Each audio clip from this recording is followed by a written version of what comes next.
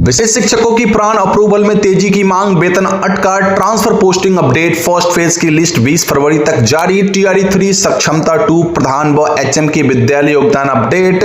TRE 4 में लागू होगी डोमिसाइल, महिला व दिव्यांग निर्देश।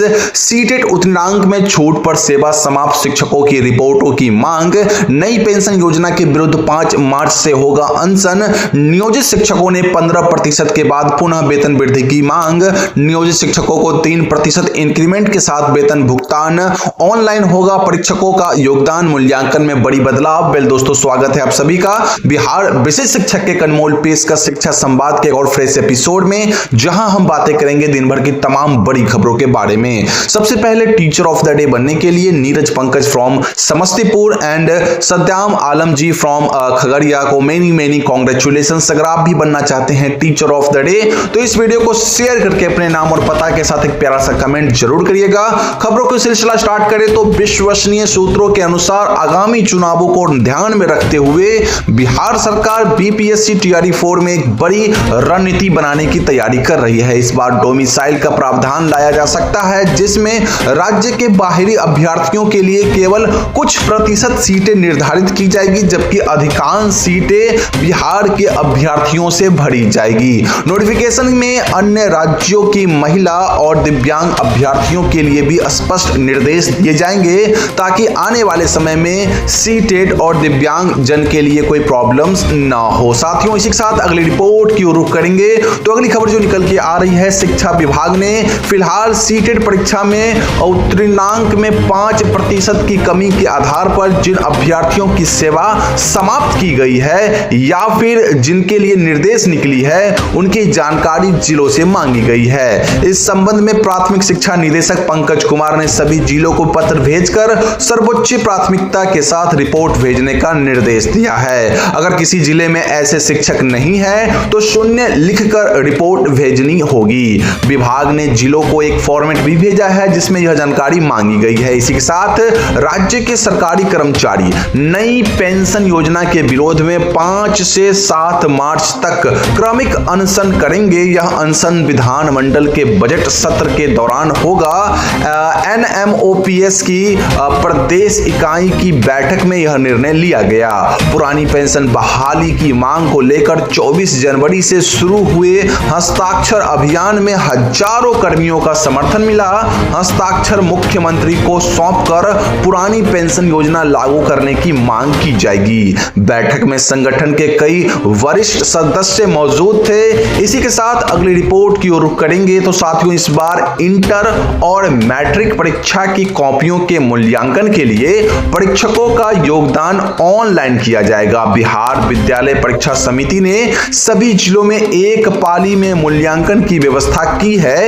एक दिन में अधिकतम 55 कॉपियां ही जांची जाएगी और परीक्षकों को उसी दिन भुगतान मिलेगा।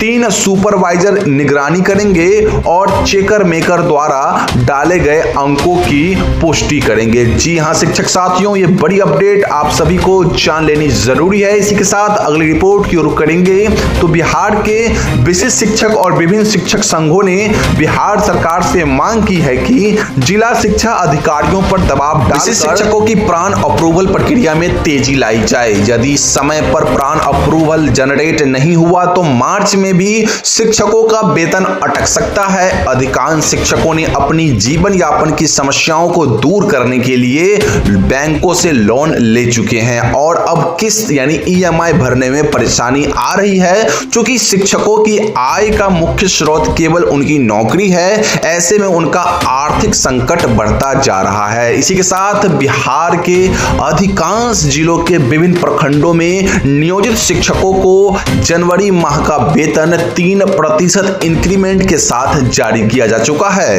हालांकि कुछ जिलों के कुछ प्रखंडों में बचे शिक्षकों को वेतन मिलना बाकी है, जिनकी भुगतान आज से शुरू हो रही है, क्योंकि रविवार को वेतन भुगतान नहीं हो सका था।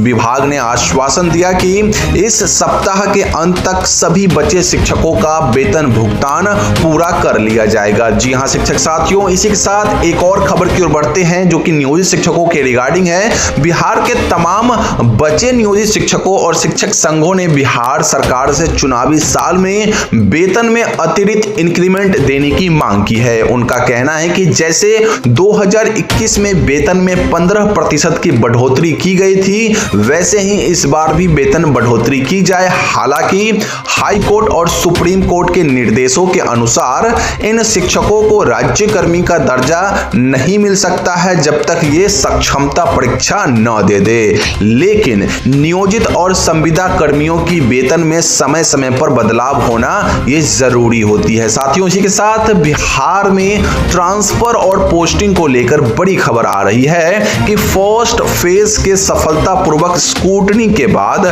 शिक्षकों की स्थानांतरण लिस्ट 20 फरवरी तक जारी करने का लक्ष्य रखा गया है। इसके बाद शिक्षा विभाग द्वारा मनोनीत 16 अधिकारियों द्वारा सेकेंड फेज की स्क्रूटनी शुरू होंगी। इसी के साथ विभाग का जो लक्ष्य है वो है कि 31 मार्च तक सभी फेज के ट्रांसफर पूरे कर लिए जाएं। इस प्रक्रिया के लिए कुल 1,90,000 आवेदन प्राप्त हुए हैं। वहीं साथियों, बीपीएससी टीआरई 3 सक्षमता 2 प्रधान व प्रधानाध्यापक की विद्यालय योगदान की समस्या बिहार में बढ़ती जा रही है। विभाग बार बार यह कहता आ रहा है कि मार्च के अंत तक सभी प्रकार की योगदान पूरी कर दी जाएगी, लेकिन वर्तमान में हो रही कार्यों में शिथिलता के कारण ऐसा होना मुश्किल नजर आ रहा है। हालांकि अगर विभाग चाहे तो इसे समय रहते पूरा भी कर सकती है। फिलहाल टीआरई 3 प्रक्रिया सबसे आगे चल रही है। इसके बाद सक्षमता 2 की प्रक्रिया स्टार्ट होगी एंड अंततः प्रधान और प्रधानाध्यापक के भी विद्यालय योगदान हो ही जाएगी। इसी के साथ साथियों, बिहार में 9वीं से 12वीं तक की मासिक परीक्षा के लिए 85 करोड़ रुपए खर्च किए गए, लेकिन सरकारी स्कूलों में नामांकित 50% छात्रों ने भी एग्जाम में हिस्सा नहीं लिया। हर महीने लगभग 2 लाख बच्चों के लिए प्रश्न पत्र और उत्तर पुस्तिकाएं भेजी गई, लेकिन परीक्षा में केवल 50 से 90 बच्चे ही शामिल हुए हर एक स्कूल लेवल पर। इसके अलावा कई स्कूलों में इन कॉपियों का मूल्यांकन भी नहीं किया गया है। साथियों, इस बात को ध्यान रखें। तो दोस्तों, ये थी दिन भर की सभी बड़ी खबरें जो कि मैंने आपको प्रोवाइड कर दी। अन्य सभी खबरों के लिए बिहार विशिष्ट शिक्षक के ऑफिशियल व्हाट्सएप चैनल से अभी जुड़ना मत भूलिए। लिंक मैं वीडियो के डिस्क्रिप्शन बॉक्स में डाल दूंगा। आपसे पहले कई हजार शिक्षक वहां पे जुड़ के सभी खबरों को पहले पा ले रहे हैं। आप सिर्फ पीछे रह जाना, तो जल्दी जाइए और लिंक से हमारे व्हाट्सएप चैनल को ज्वाइन कर लीजिए। बाकी प्रतिदिन सुबह दिन भर की सभी बड़ी खबरों के साथ मैं इसी चैनल पर शिक्षा संवाद नामक एक वीडियो बनाता हूं, जिसमें आपको दिन भर की सभी खबरें प्रोवाइड कर देता हूं।